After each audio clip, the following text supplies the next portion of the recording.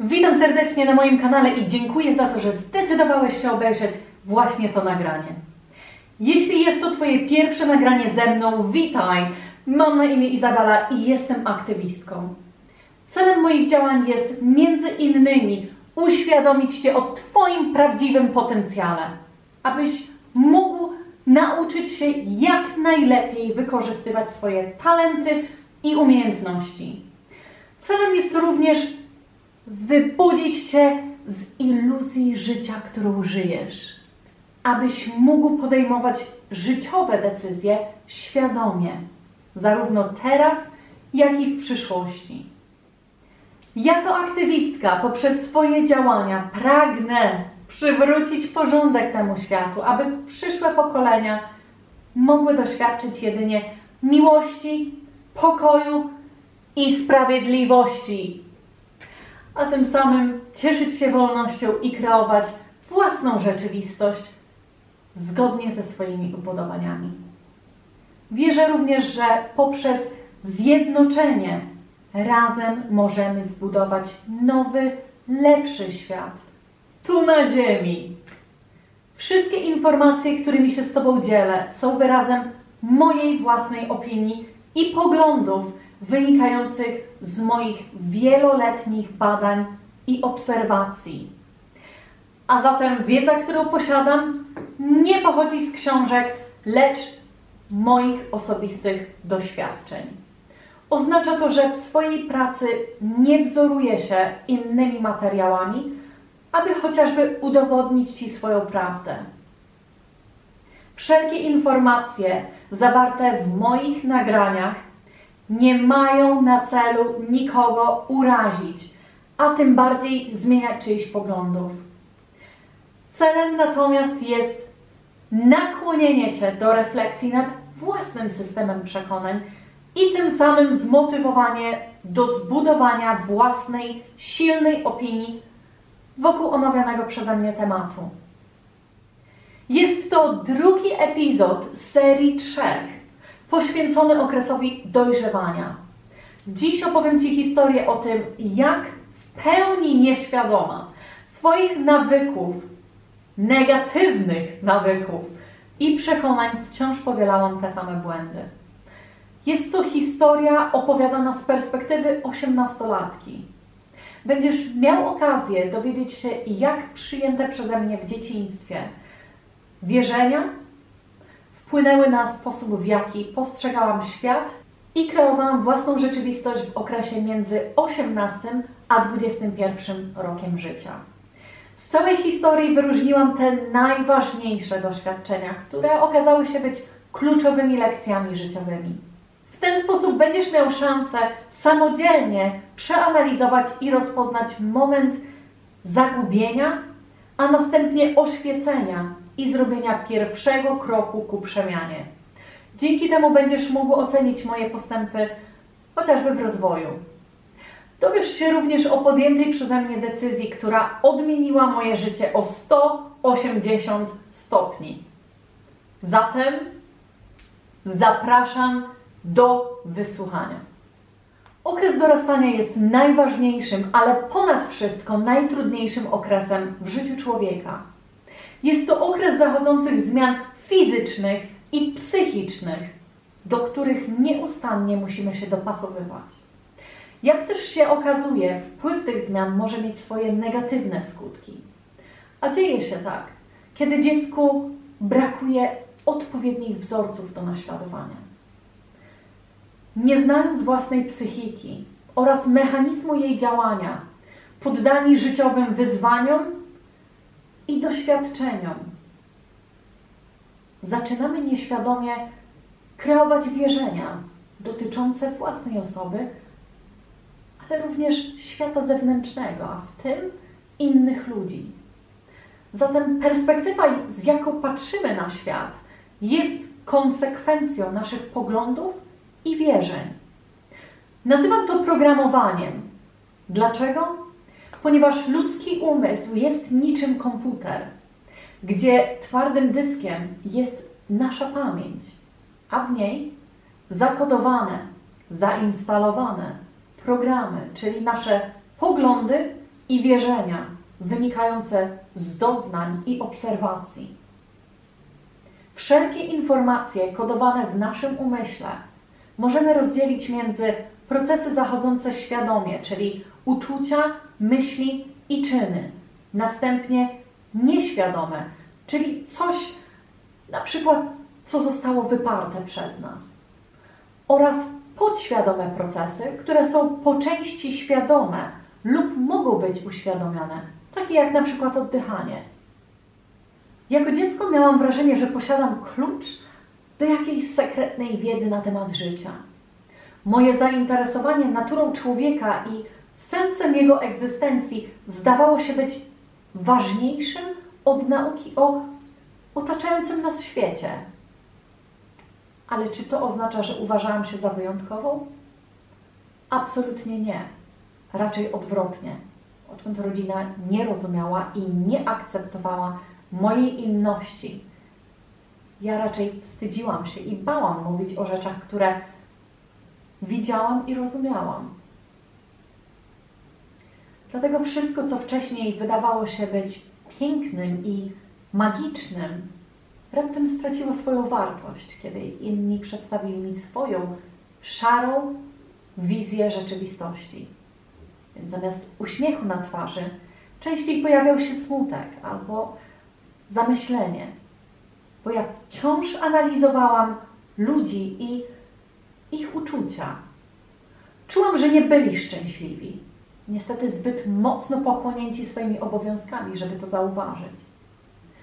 A więc można powiedzieć, że wpływ otaczających mnie ludzi oraz ich sposób myślenia i działania w dużej mierze decydowały o kształtowaniu się osoby, którą stawałam się.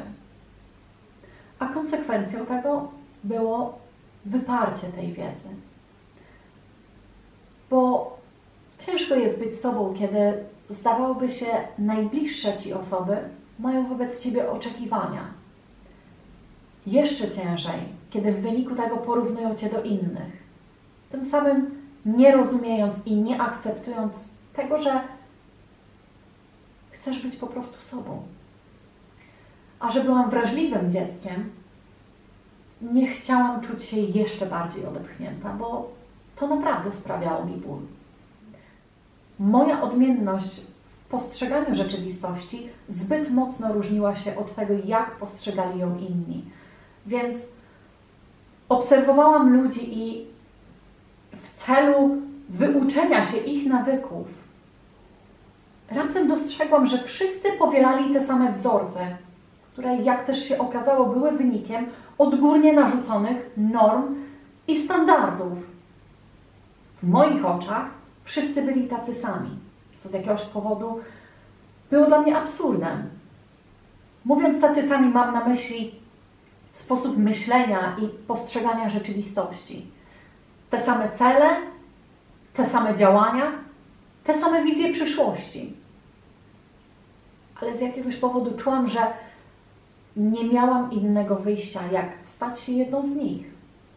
Więc zapomniałam o tym, kim byłam i zaczęłam angażować się w te same działania, co oni. W końcu nadszedł czas, długo wyczekiwany, czas wyprowadzki z domu. Czemu aż tak bardzo wyczekiwany? To oczywiste, bo miałam już dość tych wszystkich nakazów i zakazów ojca. Ciągłe kontrolowanie, krytykowanie, niezadowolenie i wysłuchiwanie o tym, że mogłabym starać się bardziej, naprawdę już mnie dobijało. Rodzice byli przepracowani i zmęczeni, więc często dochodziło do sporów między nami. Najgorsze jest to, że nikt nie rozumiał, że przyczyną naszych nieporozumień był po prostu brak bliskości. Bo w ich oczach byłam jedynie zbuntowaną nastolatką, która przynosi im wstyd. Bo od czasów, kiedy w końcu przestałam zabiegać o ich uwagę, faktycznie większość czasu spędzałam ze znajomymi, więc dość często zdarzało mi się wrócić do domu pod wpływem alkoholu. A jeszcze częściej pijana do tego stopnia, że ledwo trzymałam się na nogach. Na początku wstyd mi było za moje zachowanie, ale tłumaczyłam to żalem o to, że nie poświęcali mi uwagi. Natomiast później, kiedy relacje między nami jeszcze bardziej się pogorszyły, już faktycznie przestało mi zależeć. Dlatego właśnie moment wyprowadzki był niczym kamień spadający z serca. Jeśli chodzi o studia, wybrałam opcję studiów zaocznych, bo chciałam odciążyć rodziców i pomóc jak mogłam. Mimo tego, że sytuacja materialna w rodzinie znacząco poprawiła się, to chociażby ze względu na koszta uczelni, którą wybrałam, czułam się zobowiązana pomóc, bo sam kierunek był dość kosztowny. Jeśli pamiętasz z pierwszej części, moje rozstanie z chłopakiem, tak prawdę mówiąc, nie wpłynęło na mnie w żaden sposób. Byłam zbyt mocno podekscytowana przeprowadzką do większego miasta, bo wszystko było nowe, a ja po raz pierwszy nie miałam nikogo nad sobą, kto mówiłby mi, co mam robić. Więc do Poznania przyjechałam z pozytywnym nastawieniem, a dzięki kilku znajomościom nie musiałam nawet długo poszukiwać pracy, bo jedna z koleżanek poleciła mi pracę w restauracji na Starym Rynku. I choć miałam już ze sobą kilka prac dorywczych, powiedzmy, że ta była tą pierwszą poważniejszą. Więc na rozmowę poszłam zestresowana troszeczkę. Okazało się, że faktycznie potrzebują pracowników, więc pracę dostałam od ręki. Nie do końca rozumiem, co to był za kontrakt między nami, umowa, bo żadnego dokumentu nigdy nie podpisałam, chociaż pracowałam na pełny etat. A tak prawdę mówiąc, kto by się przejmował? Jeszcze wtedy nie interesowałam się zbytnio tego typu formalnościami. Ważniejsze było, że miałam pracę i zarabiałam pieniądze. Pieniądze, których wcześniej nigdy nie miałam. Więc jak już zapewne możesz sobie wyobrazić, szastałam pieniędzmi na lewo i prawo. Totalnie nie potrafiłam zaoszczędzić grosza. Bo satysfakcja z tego, że w końcu mogę sobie kupić coś, czego nie miałam wcześniej, okazała się być silniejsza. Oczywiście większość pieniędzy szła na ciuchy, bo według tego, co miałam wtedy w głowie, trzeba było się pokazać, a ja nie chciałam czuć się gorsza. Więc wygląd zewnętrzny odgrywał dużą rolę. A że nie należałam do najszczuplejszych, myślałam, że ciuchy i makijaż zakamuflują to. Do Poznania przyjechałam z jedną z przyjaciółek z rodzinnego miasta. Niestety nie mogła znaleźć pracy i na krótko po przyjeździe wróciła do domu rodzinnego. Ja natomiast dość szybko zaangażowałam się w studenckie życie, jeśli oczywiście wiesz, o czym mówię. Wychowując się w surowych warunkach, wolność, którą tam poczułam, była niczym pies zerwany z łańcucha, o czym przekonasz się już niedługo. Jeśli chodzi o dziewczyny z kierunku, dziewczyny okazały się być naprawdę kochane i pomocne, zwłaszcza podczas końcowych egzaminów, na przykład z histologii czy biochemii, kiedy ja zasuwałam w pracy od rana do nocy. Bo niestety system pracy, jak też się później okazało, nie był aż tak elastyczny i pod studentów, jak to mówią. Jedna z menadżerek niestety niezbyt mnie lubiła, więc powiedzmy, że nie była zbyt pomocna i robiła mi pod górę. Więc kiedy na przykład zaszła potrzeba, a dość często zaszła, to musiałam przyjechać na wieczorną zmianę, nawet w weekendy, zaraz po zajęciach na uczelni. Zmiany w pracy rozpoczynały się o godzinie 10, a kończyły o północy. Do obowiązków należało przyjęcie zamówień, zrobienie i podanie drinków, przyjęcie zamówienia jedzenia, po czym podanie i sprzątnięcie stolików, a na koniec sprzątanie sali, mycie naczyń, zlewanie i rozliczanie wszystkich zużytych tego dnia alkoholi, następnie ważenie piwa w beczkach, robienie listy zamówień i rozliczenie kasy. A to wszystko za najniższą krajową, bo tak się wykorzystuje studentów, która w tamtych czasach wynosiła bodajże 5 czy 6 zł. I choć wiedziałam, że ciężko harując byłyśmy wykorzystywane, to mimo wszystko nie miałam odwagi prosić o podwyżkę. Co gorsza, zauważyłam, że miałam ogromną blokadę proszenia chociażby o zaliczkę, kiedy na przykład zaszła taka potrzeba. Dosłownie dniami rozmyślałam, skąd wziąć pieniądze, żeby mieć na jedzenie, bo bałam się prosić o pomoc. Do tego stopnia, że często, mimo tego, że naprawdę brakowało mi ich, ja wolałam udawać, że je mam, aniżeli prosić o nie. Nie wiem czemu, ale byłam przekonana, że ktoś na mnie nakrzyczy albo skrytykuje za to, że źle zarządzam pieniędzmi. Więc siedziałam cicho i czekałam do dnia wypłaty. Na początku ogrom obowiązków w pracy wydawał się być wręcz nie do pogodzenia z uczelnią. Praca od rana do nocy naprawdę dawała mi w kość. Do tego stopnia, że nie miałam ani czasu, ani ochoty na naukę.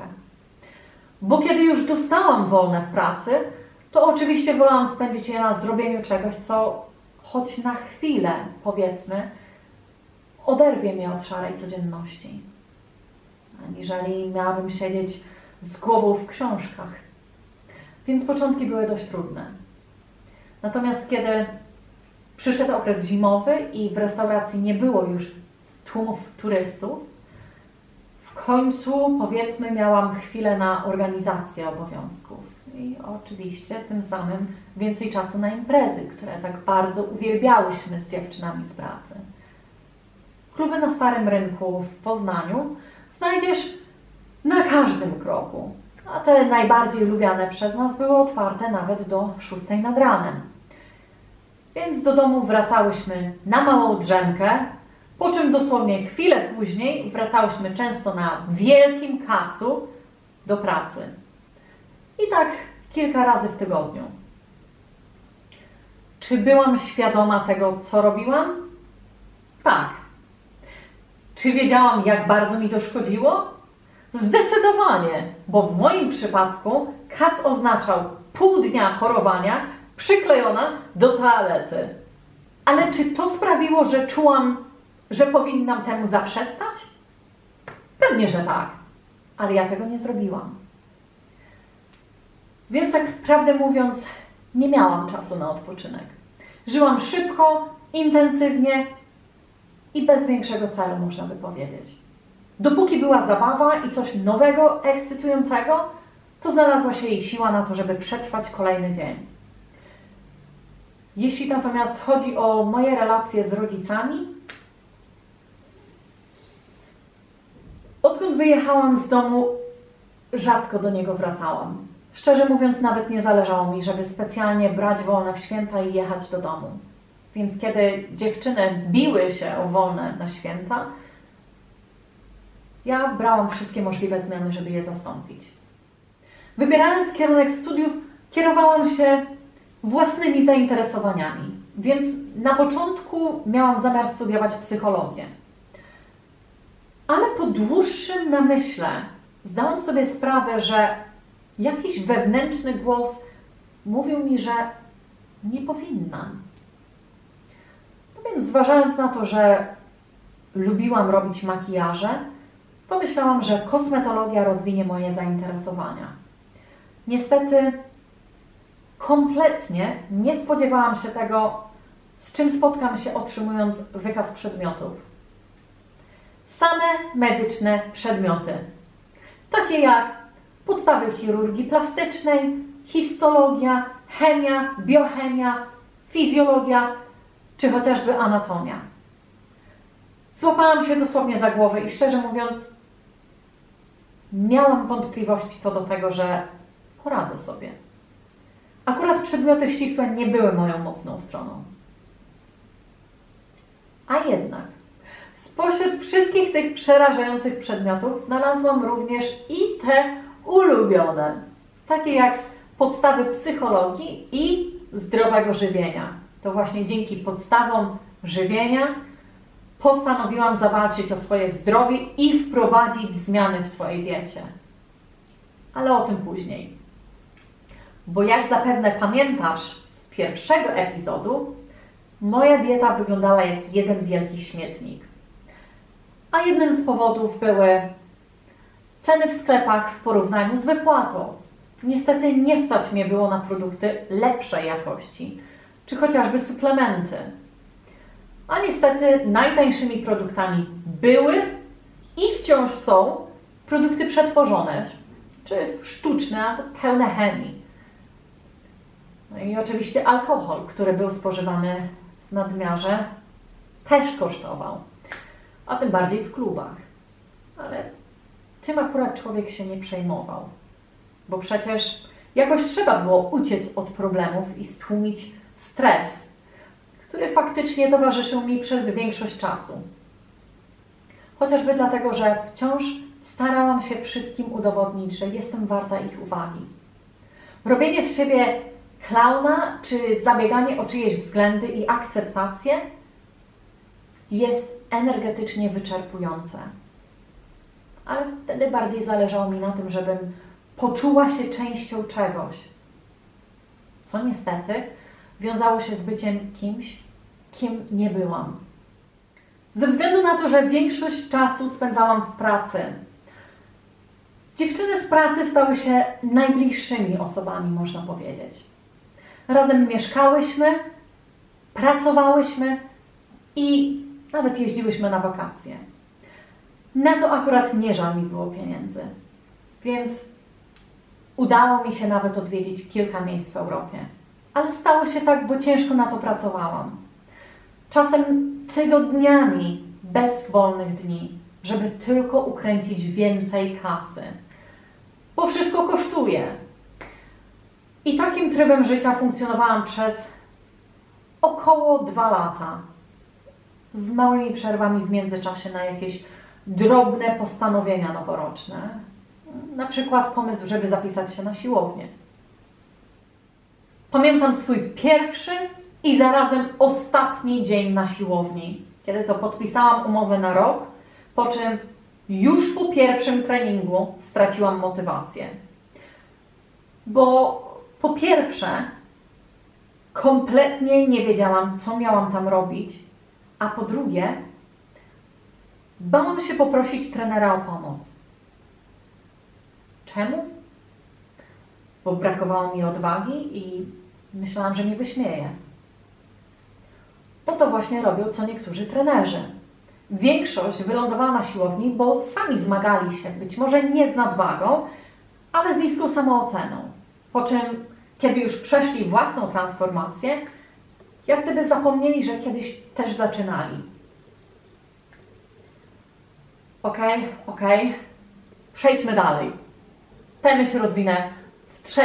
epizodzie swojej historii. No więc poddałam się z siłownią. A to oznacza, że automatycznie powróciłam do swoich złych nawyków.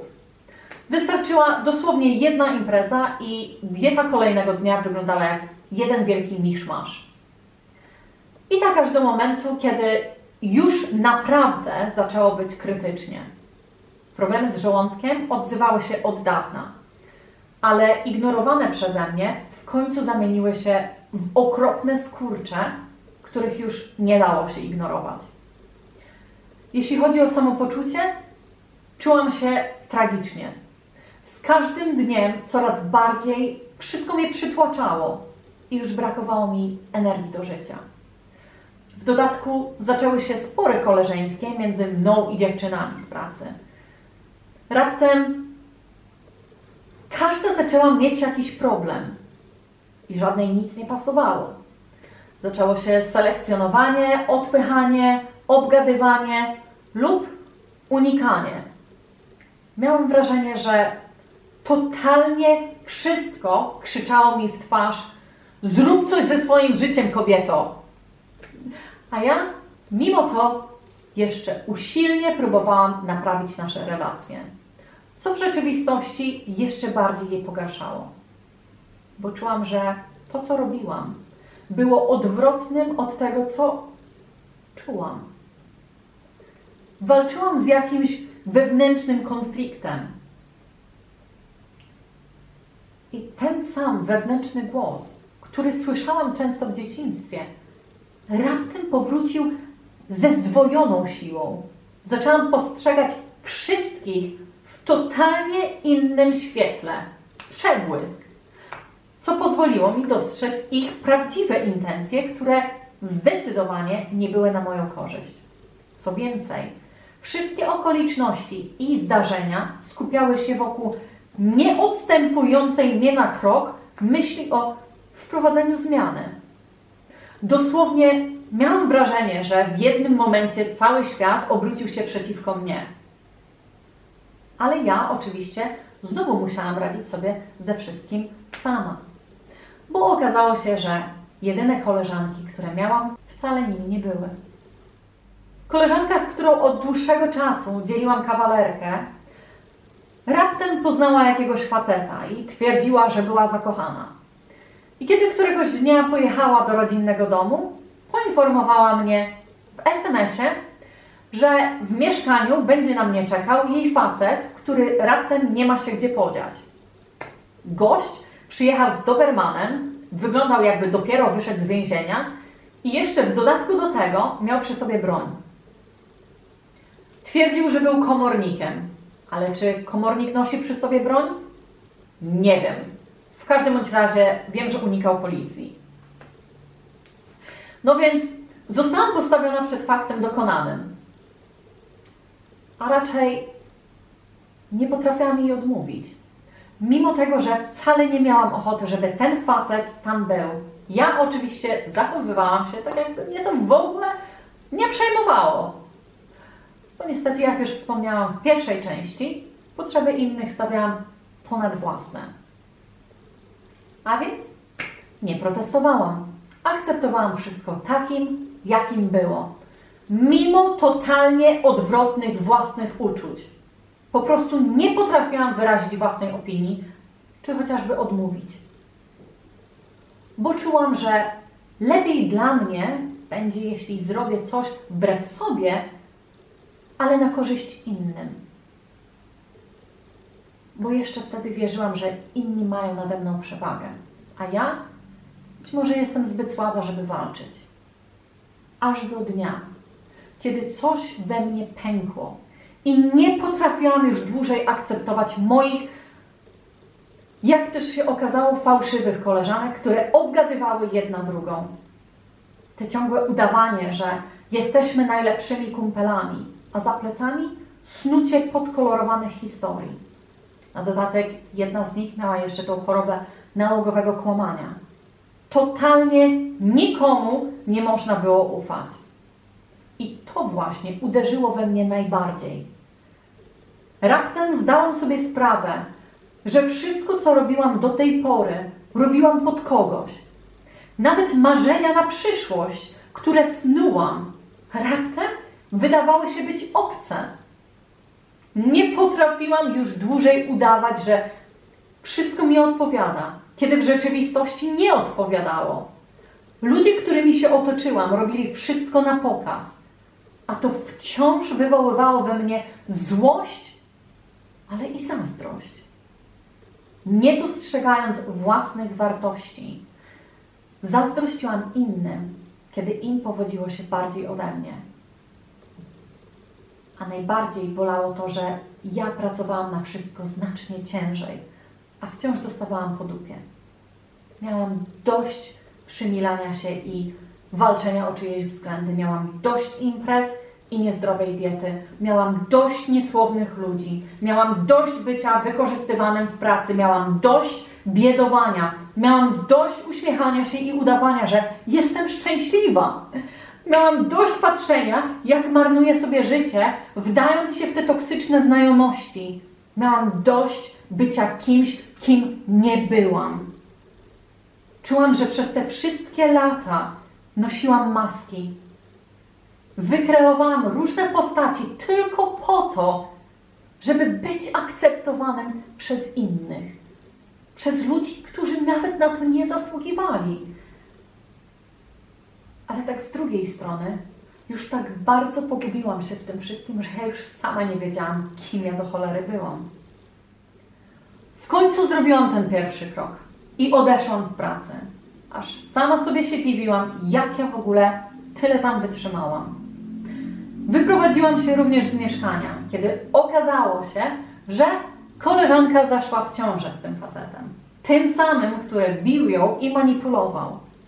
Była tak bardzo zaślepiona nim, że przez nią obie straciłyśmy nasz depozyt za mieszkanie, które zresztą on zdewastował, kiedy się kłócili. Więc pokłóciłyśmy się, bo ona nigdy nie przyznała, że to przez nią straciłyśmy pieniądze. Nawet nie czuła się winna. Ale wiesz co? Już mnie to nie obchodziło, bo nie żałowałam tej przyjaźni. Co było, to było. Trochę późno, ale w końcu zrozumiałam, że to była toksyczna relacja, a ona nie wnosiła nic pozytywnego do mojego życia. To nie koniec przygód. Szukając mieszkania, trafiłam na ogłoszenie kobiety, która była właścicielką mieszkania i mieszkając tam, wynajmowała wolny pokój. Więc jeszcze tego samego dnia pojechałam obejrzeć mieszkanie. I tak prawdę mówiąc, ten pokój miał wszystko, czego wtedy potrzebowałam. Więc zdecydowałam, że przeprowadzę się i tym samym zamieszkałam ze starszą panią. Panią, która, jak też się okazało, chorowała na zaawansowaną otyłość, cukrzycę i astmę, a w dodatku była sama. Ta kobieta wyglądała i zachowywała się jak najgorszy przypadek zaniedbanej kobiety. Co gorsza, była tak bardzo nieświadoma wszystkiego, co robiła, że nie przekonywały jej moje wykłady na temat zdrowia. Więc, jak już możesz sobie zapewne wyobrazić, była to dość kolorowa postać. Na przykład często wyjadała moje obiady, które szykowałam sobie dzień wcześniej na uczelnię, tłumacząc, że była głodna. Ach, bidulka. A że sama trwoniła pieniądze, nigdy ich nie miała, żeby odkupić mi produkty, które ode mnie wzięła. Niestety. Kolejnym dość interesującym nawykiem była na przykład gra na gitarze i pijanie do księżyca o godzinie 2 czy 3 nad ranem, bo na przykład nie mogła spać, bo była głodna, więc gotowała i w międzyczasie śpiewała. Ale też zdarzyły się 2 pożary, do których doprowadziła w trakcie snu, bo zdarzyło jej się zasnąć podczas gotowania. Ale wiesz co?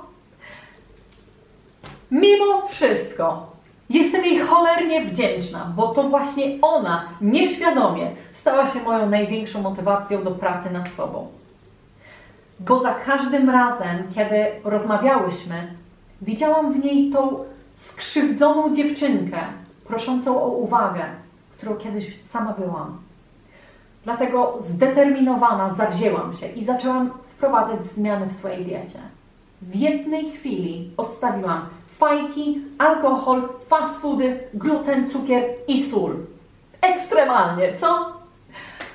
Raczej nikomu nie radziłabym tak potężnych zmian za jednym razem, bo to niezły szok dla ciała. Co więcej, jestem pewna, że nie dla każdego takie zmiany będą korzystne. No, chyba że odnajdziesz w sobie siłę, żeby przezwyciężyć jakiekolwiek przeciwności w imię zdrowia. Bo jak już sama się przekonałam, w momencie, kiedy robisz coś dla siebie, aby ulżyć własnemu cierpieniu, Twoje ciało automatycznie zaczyna współpracować. W moim przypadku motywacja była tak silna, że nie odczułam żadnych braków czy też skutków ubocznych. Co więcej, schudłam 25 kilo w przeciągu dosłownie kilku miesięcy, co możesz zaobserwować na tym zdjęciu.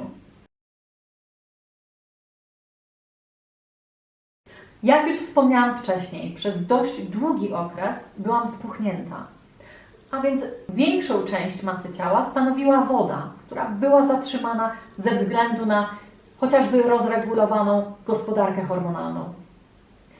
Tu jeszcze możesz zerknąć na zdjęcie porównawcze sprzed i po.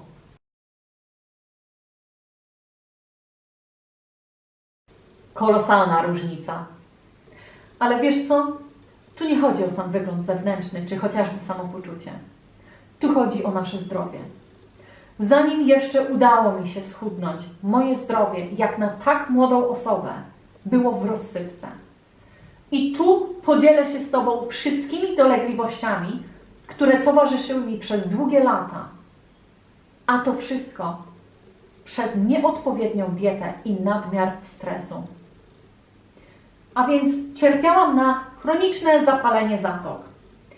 Miałam żylaki w nosie, refluks żołądka, nawracającą anginę, migrenowe bóle głowy, ospałość, łamliwe paznokcie i włosy, rozregulowana gospodarka hormonalna, brak miesiączek, bóle w dolnej części lędźwiowej kręgosłupa, czy policystyczne jajniki, stwierdzoną niedoczynność tarczycy i jeszcze strzelające kolana. W wieku 20 lat po prostu wstydziłam się patrzeć w lustro, bo wiedziałam, że to ja byłam za to odpowiedzialna. Wiesz, co jest najgorsze? Że żaden, ale to żaden z lekarzy nigdy nie powiedział mi, żebym zmieniła dietę. Zamiast tego faszerowali mnie niepotrzebnymi tabletkami, które co jedynie osłabiły błonę śluzową żołądka i pogorszyły refluks, a nie wyleczyły którekolwiek z dolegliwości. Niestety z refluksem zmagam się do dziś. Na całe szczęście podczas studiów, jak już wspomniałam wcześniej, miałyśmy na kierunku między innymi podstawy psychologii i dietetyki, co przynajmniej ułatwiło mi początki tej przemiany. Każdego dnia starannie przygotowywałam swoje posiłki i starałam się jeść o regularnych porach. A w wolnych chwilach wychodziłam na spacery i biegałam, kiedy było to możliwe. I w momencie, kiedy już wszystko szło ku lepszemu, zdecydowałam, że podejmę jeszcze większe wyzwanie i wyjadę za granicę. Spodziewałam się, że być może zmiana otoczenia i jakieś nowe wyzwania pomogą mi utrzymać się na dobrej drodze. Czułam, że powróciły mi chęci do życia i raptem stałam się znacznie odważniejsza w swoich działaniach. Pragnęłam przygody i nowych doświadczeń, bo dotarło do mnie, że to ja jestem odpowiedzialna za własną rzeczywistość. Z drugiej strony, te wszystkie poprzednie lata, wszelkie doświadczenia, zawody i konflikty sprawiły, że poniekąd miałam żal do wszystkich Polaków, bo wszyscy ludzie, którzy byli mi, czy memu sercu najbliżsi, wciąż mnie zawodzili. Więc wrzuciłam wszystkich do jednego wora i powiedziałam sobie, skoro wy mnie nie akceptujecie, ja was też nie będę. I tym samym z dniem ukończenia studiów, tak, ukończyłam studia, co faktycznie było moim wielkim sukcesem, dokładnie 13 czerwca 2013 roku wyleciałam do Anglii, nie znając języka. Mimo sprzeciwów ojca, który znowu miał do mnie żal o to, że nie robię rzeczy tak jak jakieś tam rzeczy jak inni, ja spakowałam się i wyleciałam. Zdradzę Ci jeszcze jeden sekret. Skłamałam rodziców, że miałam załatwioną pracę i mieszkanie. Oczywiście, żeby się nie martwili. A tego, co wydarzyło się dalej, dowiesz się w trzecim epizodzie, który zapewne będzie najdłuższy ze wszystkich. Wyjazd do Anglii okazał się być przełomową decyzją w moim życiu. Przeżyłam tam najgorsze koszmary, ale i zdobyłam największe sukcesy. Przeżyłam miłosne rozterki i przelotne romanse. Stanęłam twarzą w twarz z własnymi słabościami i demonami. Odkryłam powielające się wzorce i złamałam wiszące nade mną klątwy. Ale przede wszystkim odnalazłam tego kogoś, kogo tak długo poszukiwałam. Zatem zapraszam Cię serdecznie do obejrzenia trzeciej części, która będzie podzielona na kilka oddzielnych rozdziałów. Jeśli myślisz, że już wiesz wystarczająco dużo na temat życia, kochanie, już teraz Ci powiem, że to dopiero początek naszej przygody. A o tym przekonasz się, jak już powiedziałam, w trzeciej części, gdzie poznasz prawdziwe cele tych wszystkich doświadczeń, które są nieodłączną częścią naszego życia. Dowiesz się również, jak połączyć wszystkie kropki, żeby stworzyć jedną sensowną całość. Mam nadzieję, że to nagranie zmotywowało Cię do refleksji nad własnym systemem przekonań. A dzięki temu jesteś w stanie spojrzeć na swoje życie z totalnie innej, nowej perspektywy, powiedzmy. Życzę Ci wytrwałości, cierpliwości i dużo siły w dążeniu do odnalezienia własnej prawdy. Jeśli podobało Ci się to nagranie, poproszę o kciuka w górę i podzielenie się linkiem z rodziną czy znajomymi. Jeśli jeszcze nie subskrybowałeś do mojego kanału, to proszę zrób to już teraz, a będziesz zawsze poinformowany o wszelkich nowościach, jakie pojawią się na kanale. A tymczasem pozdrawiam serdecznie, ściskam i do następnego razu. Hej!